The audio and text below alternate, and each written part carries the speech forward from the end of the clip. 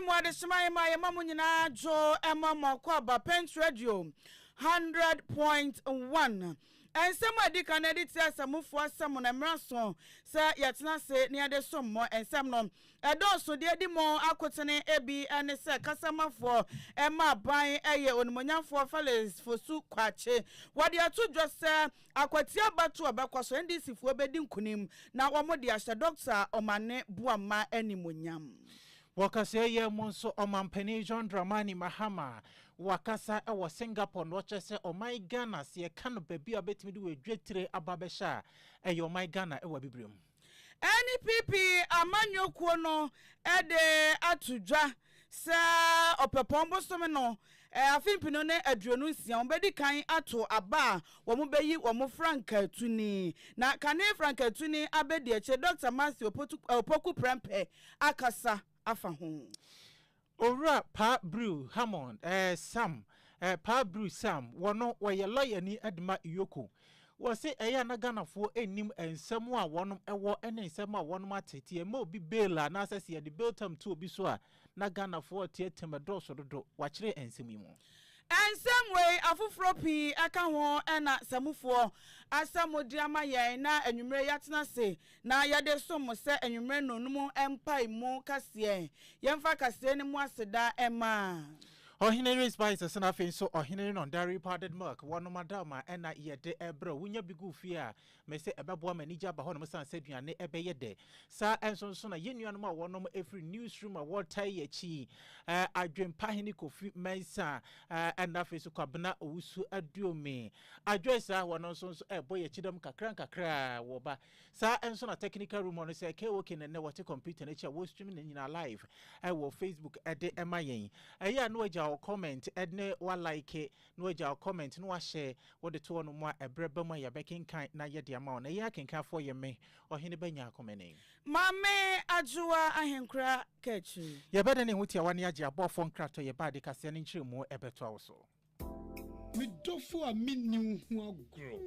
na say die waduane ne da no ayesronko anyo mura ohinere spices abefi aduane de ayesronko ohinere chicken seasoning se wo toto wo chi ana wo ye akokọ nam ho bibia fakakra som froye no ohinere stew seasoning no be manageta jollof no ohinere jollof seasoning ma no hwam ni odew mu odew fried rice no kra die ohinere fried rice seasoning e ma me fredwa frede aponchin kakra no me do ohinere go seasoning na ye asam na se mira ohinere seasoning powder ye woni beef shrimp noodles any de keka eka ho amunsu ede aduane ne hwam ne ne de no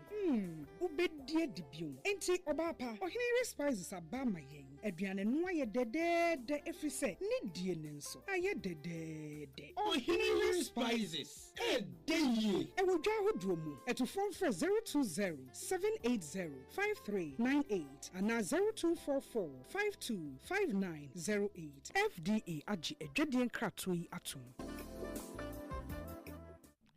afei me mwakwa ba hede baka siano so yemo romni emfa ensam no ne nchiremu yemfa entoa woso Omampani John Dramani Mahama meno ekasa Singapore ena wowo samre no eno eye on the 8th of Africa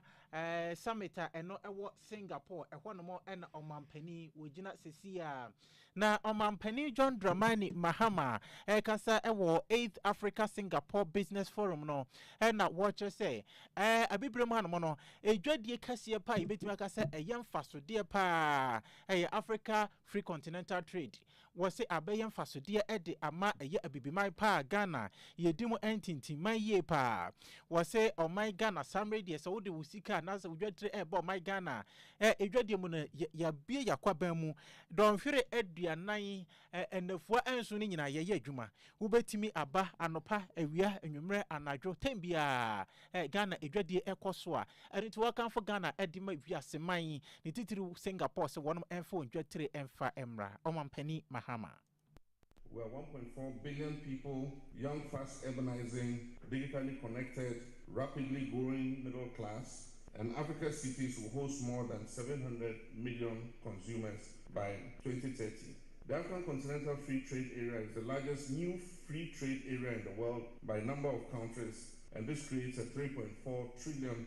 market and lowered barriers across supply chains on the continent. Africa holds vast renewable energy potential and is already a global leader in mobile money and fintech adoption. This is a market ready for skilled solutions. Yet this opportunity must be matched with capital at the right price and with the right influence.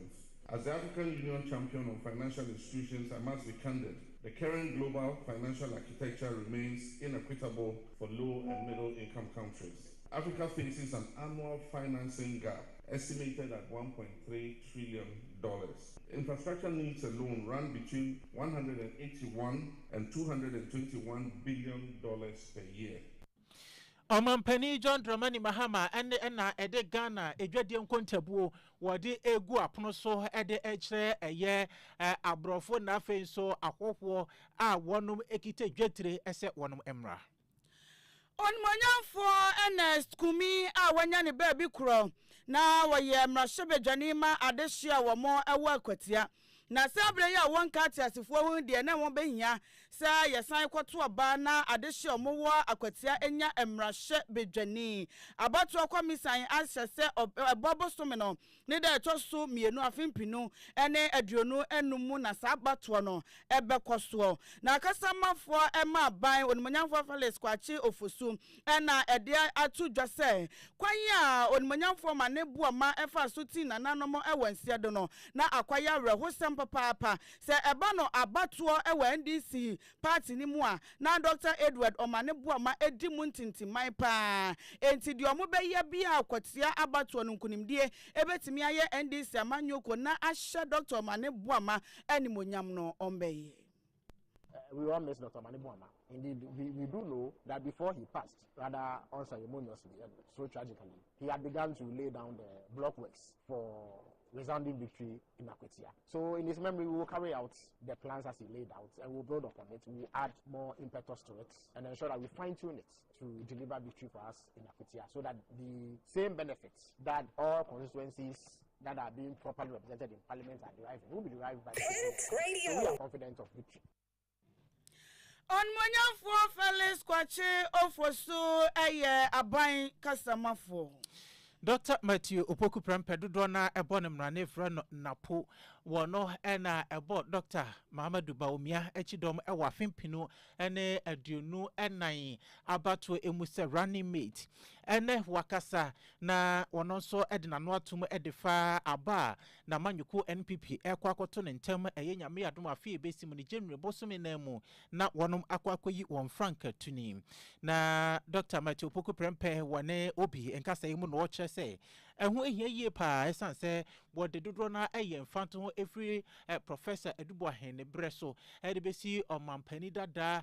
kofo na fenso na nado bra yeyi wonom emfie mienu na echire no wonum ti wabedi nkunum na oche se si yeyi wo montem a ebeboa sa ensonso na manyuko no eye National Council no wonum kita tumi a ma wonum kwan se wonum emfa wonan si wanase wonum ena ehye ebra ye bekọ ne akwakoto oba ede yi sa Frank Tufo no we eye Dr. Matthew Opoku Prempe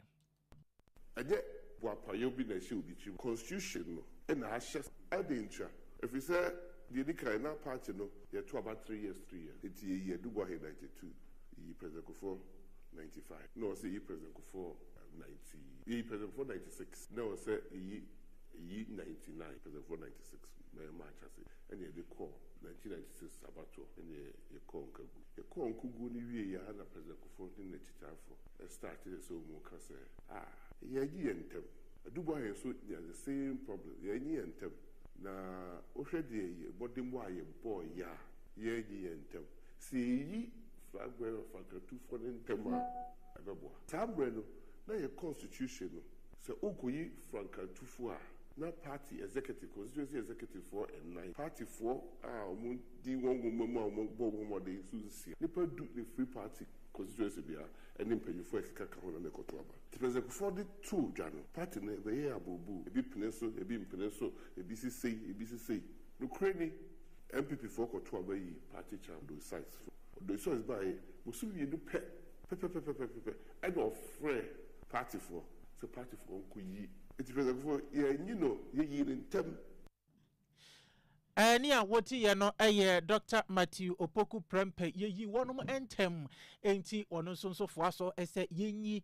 ye flag bearer no entem wonum beyi ne entem said ye be wonum so betimi ato nipa no na emu watwi wa kame me na medical mita onipa se message ni nyina ebedwo wo so susu se wonum timi yi flag bearer ne entem a wono kandifo no betimi atoto niama said be party ne muncheche na fe obi anso so de na chitae ebeba eno nti na wonum to sa abane entem Adisha yentoa ensam no so na yemfama mom Ora pa brew sam legal officer ewo yoko na wode atodwa se empempi no se bia obi di dwuma bi na ne Ghana ya mamra no ebo abra na ekoba ne se yoko eto ne nsa efresa woni kro no na wo moma ni belia na Ghana fo yam hyehye wo mo se yoko fo de wo mo be wo mo de ma wo mo aye niema ensem fata na ya na ewo soro dodo wase se bi obi ate na dwuma mbrofo enti ya enkoma ekoso ewo mo ntem no Ghana fo ente wase se koba ne se yoko ebema bera enye so mu fiti prekopa na o makotem sika butini bi dia to obi tiri so metua emombo ne kura nipa kro no ebeye no ene be kire be okura ye de bema no Mr. T is a mere Juma Yoko. I can't count. If on top of my head, there are close to 0 cases of money for bail. Court Naka say we're unfair because when Court Naka don't win any panayana. I mean, I think it's just because Court Naka say Yoko was fair in the matter. Most of the times, no, yeah. Nimpanu timemufuno munim information ayo and the American investigations which has to do with crime. Well, says so kind 96 no crime. Or see if you should not release the person if the person will come and interfere with investigation. So sometimes even giving the information out will lead to interference with the evidence. Things will happen. So that is why sometimes I agree as a body we have to work with the people. But sometimes in the best interest of everybody, it is better we finish the investigations before we put everything there. That is why we try to put things there once a while. There has been several cases I in Panana Bantam in the court. Yeah, idea I can't. But I say because these involve high profile people and celebrities, which is a Shatawale case now. If you follow the case very well, Shatawale even didn't spend 24 hours in our place. He spent barely about 24 hours in our place. He didn't spend more than a day. So, and there are many other people that we have taken them to court. So we consider everything as part of our operation. But the overriding factor is if we are granting bail, it is the nature of the offense. Ena da hono wo chansi a wo de beba no ne de sumwa ya kata so de amawo enti wo fa de hu atutu a ye de hu atutu ena be kata so fa mona na ye de mona ma wo bone kura wo bedie no ena be kire bela ye de ebe ma pa brew sam legal officer ewo yoko Mama phone to us na ewia yi kase no so yere to wanim ese oswafo hwe homa hia nsam so wode atu dwa se double track no kakra ombe yi e de afiri ho no mo na sam media double track no aso na adwebo na se ewie na dwuma e wo Ghana ehoma hia emu sa ensem yi emu na kane deputy director general in charge of quality and access at the Ghana Education Service Dr. Kwabena Bempatando wode na no atumbi no se hwe se kase double track na abeboa nkwara papa na identikra na nkrofo na yenyi firi ho identity na yede emofra anase Ghana homasua yede ba beye amanyosem double track was here by aboa enkwada empempem ama wonu manyanto aso suku akosan se ebra yede free senior high school e ba ye no wonu hu se emofra eba senior high school no epejai wo hamu chichemu edu baako wasi afi atwam nyina na bekosoro a hamu chichemu baako hamu chichemu miensa hamu chichemu enum we peja kosi hamu chichemu edu baako na chese enkwala na omo edoso enti na wo se suku adankra ye wo no yetimi emanage na yede eso anase echema no so emofra a wono ba benye tete suku ni nyina eso enu nti na yede double track ba nti double track no enya ade wo se yede ba be yamanyesem sa ban we ya banti ba be ya firi ho no wo se double track ni dwuma What is everybody's problem about a double track? I must tell you, we cannot sacrifice the future of Ghanaian children on the altar of political expediency. It is not possible, and we should not do that. Now, let me tell you why anybody who tells you that the double track has issues, especially around performance, has not interrogated the data. I am a big fan of data. I'm a researcher, and I believe in data and evidence. So in order to be able to answer this very, very effectively, I need to give you a quick understanding of where we come from and where we've gotten to. Now, in 2017, implementing free senior high school, it became very clear that people became excited because of the success of the program. And so between 2017 BECE registrations and 2018 BECE registration, we saw an 11.5% jump in the registrations. Annually, for the past 10 years prior to 2017-2018, we only saw about a 1.5% to 2% jump. So we saw more than a 5-fold, 6-fold percentage jump in the number of registrations in terms of the annual increments. And so we knew right from that data after BEC registrations that we were going to have so many students who were going to sit for the exam. And then if you do an analysis of the pass rates, then you're going to have a lot more students knocking at the doors of post-junior high school education. Dr. Tando, eto asochre sese e kan se ehumesua enya cut off point say we enya aggregate 39 ana we nya 40 45 ene he bim kra potim nya 54 eno enya ehumesua say we enya cut off point nti yenyini femfirim na nipa no na ehumesua dach ne ye twa no city awa wo se ehumesua ehia eye nhehye papa afa wo transe na wode eniama atoto ensaniani na wakari niama na fe wode adwen ato ho no ahehye niama yi eno na bema ehumesua aye papa double track no wachire mu wo se ene se wo hwe se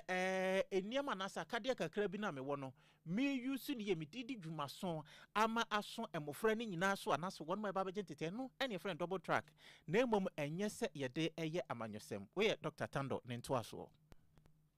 The question became, whose child should stay home? Is it your child or is it my child? Or is it the person who doesn't have money to pay for school that we should let their child stay home? His Excellency, the President at the time, had made a decision that every child will go to school. Now, we knew also at the time that because of the spaces gap and the infrastructure gaps that existed at the time, we needed to at least invest about 1.2 to 1.3 billion Ghana cedis at the time to build. Now, this registration jump came in June of 2018. Schools begin in September of 2018. Even the well-intentioned with all of the resources cannot finish the infrastructure because the analysis showed that we needed some 1,132 new infrastructure across schools in this country. So you could not. So what were we to do? We were to look at innovation. Listen, education is about thinking. It's about solving problems. Education is not about cut-off points. So the decision was made to introduce double track. What is double track?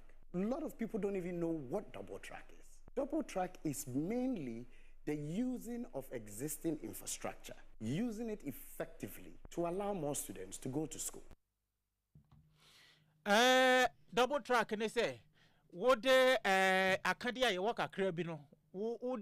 yusu ni ye ede ama emofra ni nyina na asomofra ni nyina so se de be wo nyina betime nya suku akọ we Dr. Kwabena Bempa Tando kane Deputy Director General Ghana Education Service nene eno no Anyumra no numumpai mu kasia na ugusutie wo Pent Radio 100.1 na yantu akasia no so emfama wa mampanyin John Dramani Mahama e de Ghana ye dwade mu nsam akwa mo ewo amanone sesi amene okase Singapore no wo wodi kan eko Japan na abra wone etu ahene ne esi ahene fuo twetwe nkomo mo nsam wo bie e na wo sese Ghana ya bie ye nkwaba mu wo mo mabie enwuma na mabunu nya bi enye ne esi kasem so ntimi fa ne ntampa emfra na de wo ka ye eka ho biem ene se wo bibie obefri Japan aba se wo ba bebie adwuma e wo ha no ene etu a ededa wo mo so no obeyi e de afra mo so se be ya akwanya ne beba e de ama wo mo no mo so enya gidie ene arehemu e wo yemu na sansem we ebeto odwa no President Emma Ghana Traders Union Association Ora Joseph Obey Aba Monte so de na no abetum ni se sanse mama mpanyin aka ya ne de se bi on sheda ne nyadwen sanse na ekura na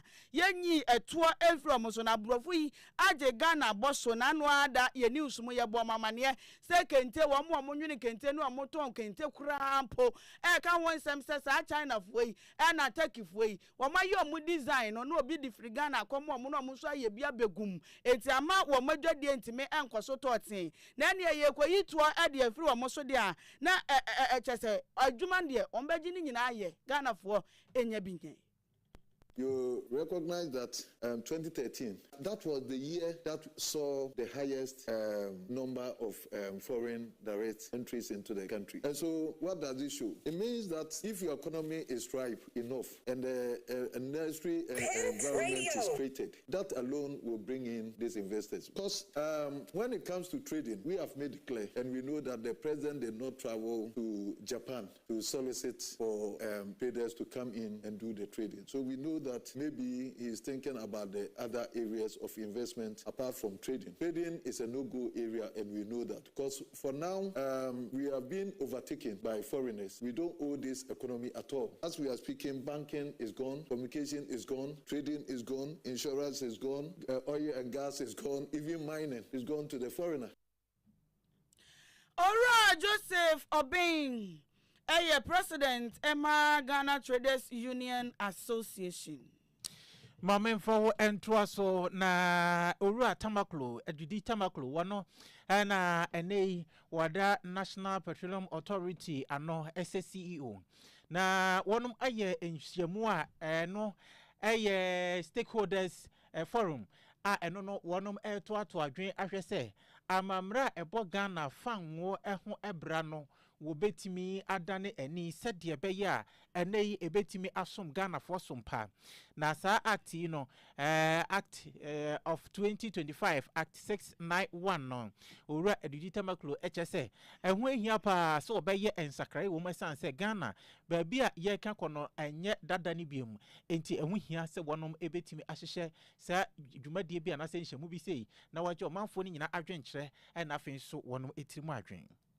In fact, this year marks exactly 20 years of the setting up of the National Petroleum Authority. The act establishing the authority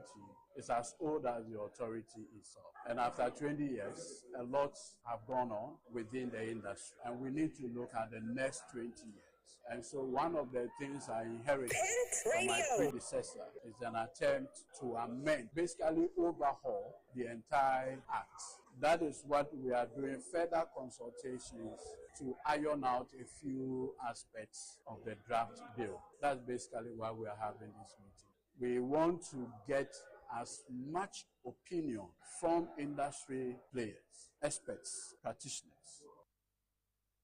Eni a woti ye we lawyer ni emranim ni we wono asonso na eda NPA ano lawyer Godwin Eduji Tamaklo.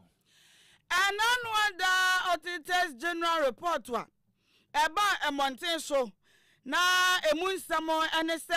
abayi adwumayefo bi ewo ho a empanyimfo no ekwayo mofo so etuetu aka no eya na nhyeda enkoyotumi se nipa ipa wanya adwuma bia nemom ya chocho ni din ya de ahyehye mu a yesi ghost name na ye tua wo moka ama banya boka papa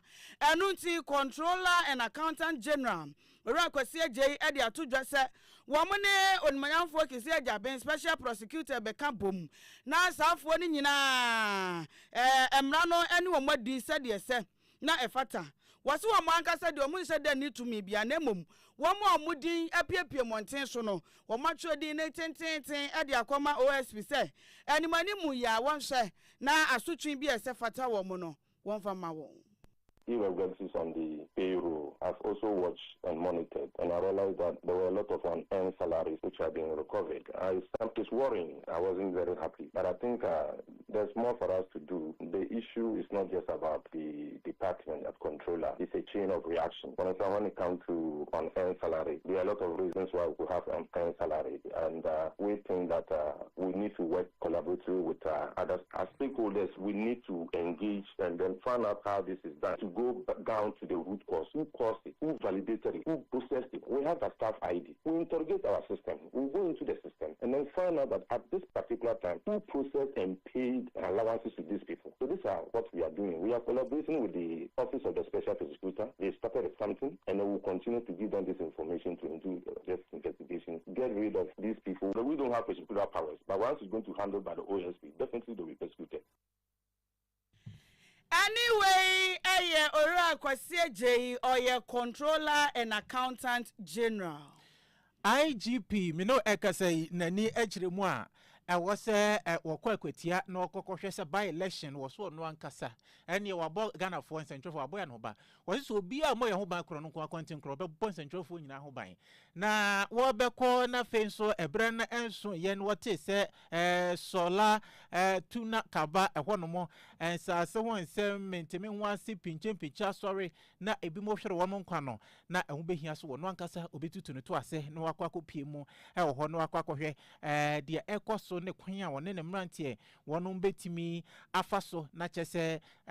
wɔnom so nso ɛde pɛpɛpɛyɛ anaasɛ komyɛ aba ɛhɔ no mo na wɔkɔ no na kyɛ sɛ ɛyɛ biniyiri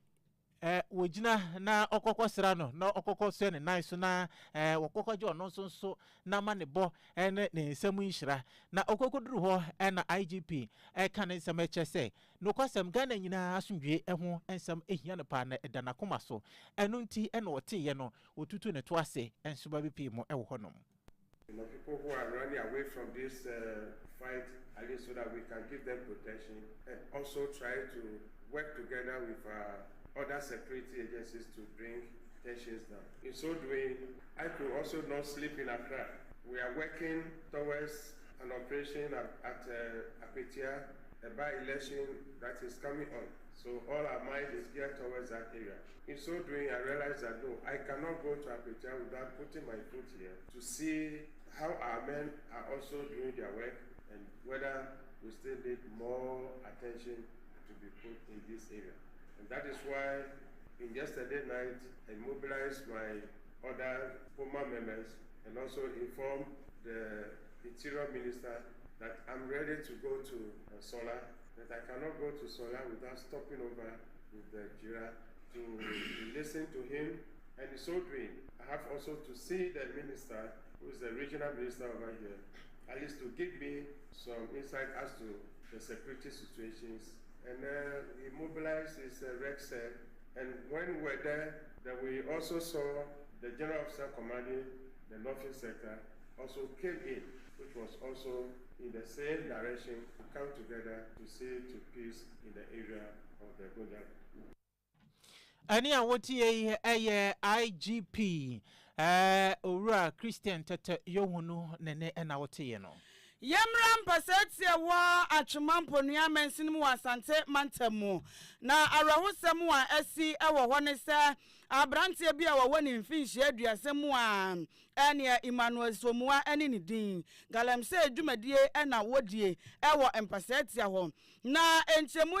ne se watina nanom ewo ensedo ade ekofa ne wuo no ebaye ene se wono ankasa ne nkanchima ye frɛ ne se Cynthia abrante imai akohan diamond Cynthia watimuo afa imakwa adwuma na kwabrane afrɛ no imabra behwai won kanchima no ena ene obi ehye demu eja wono so enyate sa no ene no break wo man ne mpaboa so wodi mirika saa ba bepi oba ya mpaje free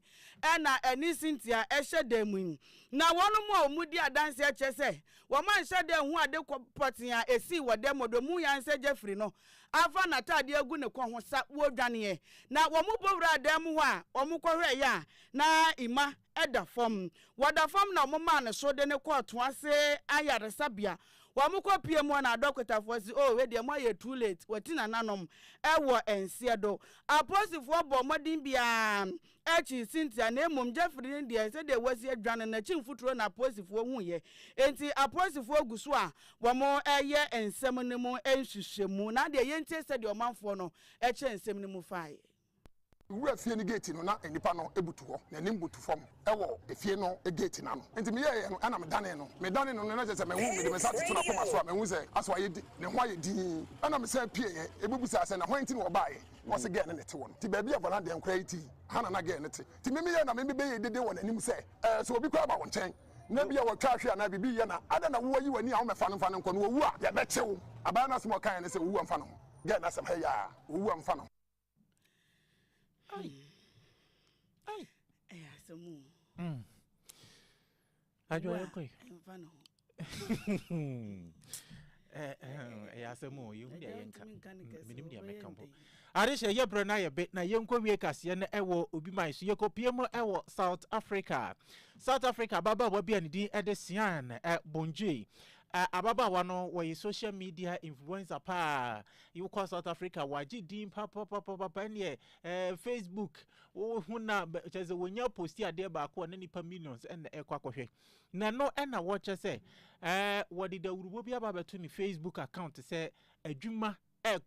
buso enti omanfo a wono pese okoye adwuma wa Russia wono ehunu no na say kwan obetimi afaso no akokopi mu Russia eno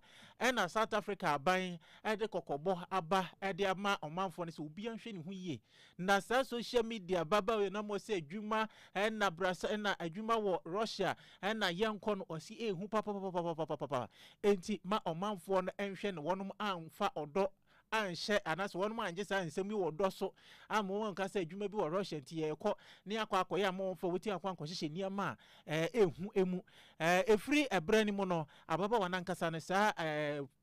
senior wode ato na account so anase wa post of Facebook no ye yikrampo edi afri hono ma watches we ebetu edi pa bonifo bi a woda da omanfo na wode wonom akwakɔhye ɔhawmu ebi mo krampo ye dada o na yakwakɔ kidnap obi wa ye dada ne akwakɔ gye wo hu agapade no sika nyina sɛ ya enenam so ntu ababa wa ne ɛwɔ se wonom nim no sɛ wagye din de ne mum ma omanfo nhwɛ na wamfa wonti ankwankohyim